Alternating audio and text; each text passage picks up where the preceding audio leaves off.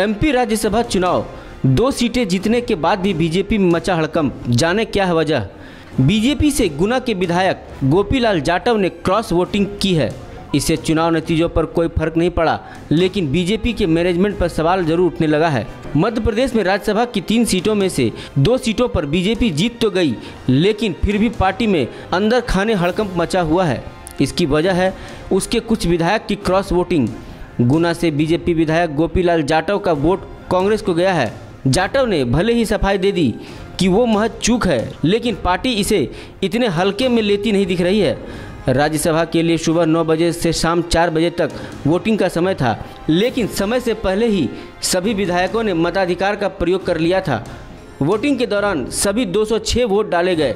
शाम 5 बजे के बाद काउंटिंग की प्रक्रिया जब शुरू हुई तो एक विधायक के क्रॉस वोटिंग की खबर सामने आने के बाद हड़कंप मच गया। जब मामले का खुलासा हुआ तो पता चला कि बीजेपी के गुना से विधायक गोपीलाल जाटव ने क्रॉस वोटिंग की है। हालांकि इससे चुनाव नतीजों पर कोई फर्क नहीं पड़ा, लेकिन यह सवाल खड़ा हो रहा है कि क्या बीजेपी का मैनेजमेंट फेल हो गया।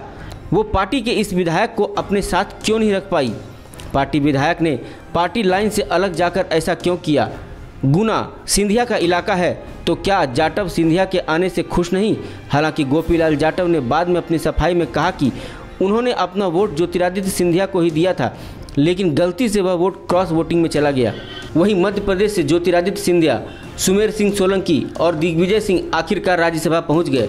शुक्रवार को आए राज्यसभा चुनाव के नतीजों में बीजेपी के दोनों उम्मीदवार ज्योतिरादित्य सिंधिया और सुमेर सिंह सोलंकी को जीत हासिल हुई, जबकि कांग्रेस की ओर से केवल दिग्विजय सिंह ही राज्यसभा जाने में कामयाब हुए।